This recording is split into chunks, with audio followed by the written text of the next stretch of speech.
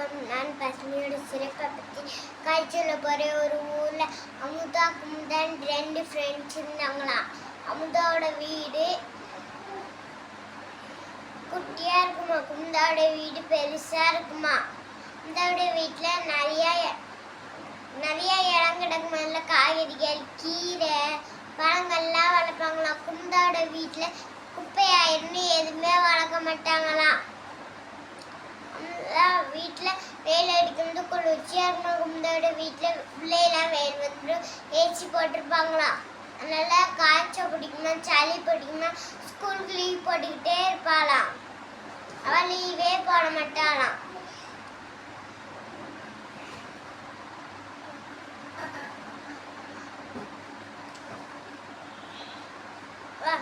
அந்த வந்து கேட்குற பல்புக்கெல்லாம் பதில் சொல்லிவிடுவாள். அவள் கொஞ்சம் தான் பதில் சொல்லுவாள். அமுதா வீட்டுக்கு போனே எல்லா ஹோம்ஒர்க்கும் முடிச்சிருவாளாம்.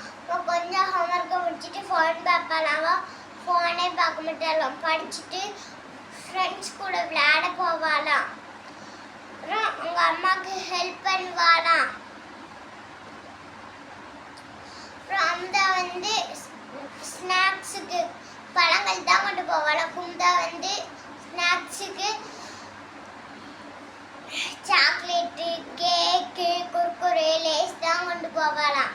அதனால சாப்பிட்டு சூத்த பல்லாவுமா லீவ் போடுவாளாம். லீவே போட மாட்டேன். அவள் பல்லு வெள்ளையா இருக்குமா, அவள் பல்லு சூத்தையா இருக்குமா.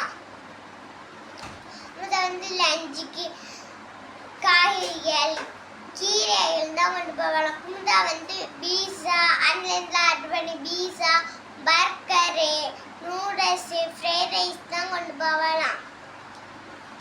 நல்லா சத்து இல்லாமல் இருப்பாள். அவள் ஆரோக்கியமாக இருப்பாளாம் அமுதா. ஆனால் ஸ்கூலில் பேரண்ட்ஸ் மீட்டிங் வச்சாங்களாம். அமுதாவோட அம்மாட்ட ஏன் உங்கள் பொண்ணு மட்டும் ஃபர்ஸ்ட் ரேங்க் எடுக்கா, நல்லா படிக்கா அப்படின்னு சொன்னாங்களாம். அதுக்கு அவங்க அம்மா சொன்னாங்களாம், இந்த வீட்டில் கொஞ்சம் இடம் கிடக்கிறதுல காய்கறிகள் கீரை பழங்கள்லாம் வளர்க்கும், அதனால தான் என் பொண்ணு சாப்பிட்டு சத்தா இருக்கா அப்படின்னு சொன்னாங்களாம்.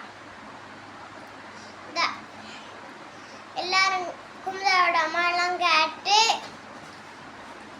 கொஞ்சம் இடம் கிடந்தாலும் அதில் காய்கறி கீரைகள்லாம் வளர்க்கமிச்சு கொடுத்து விட்டாங்களாம். ஆரோக்கியமாக இருந்தாங்களாம்.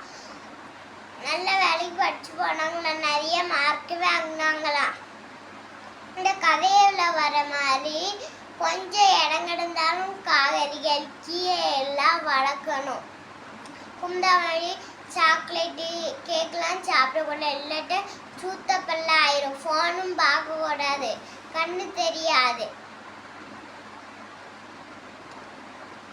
ஆரோக்கியமான உணவெல்லாம் சாப்பிடணும், ஆரோக்கியமாக இருக்கணும்.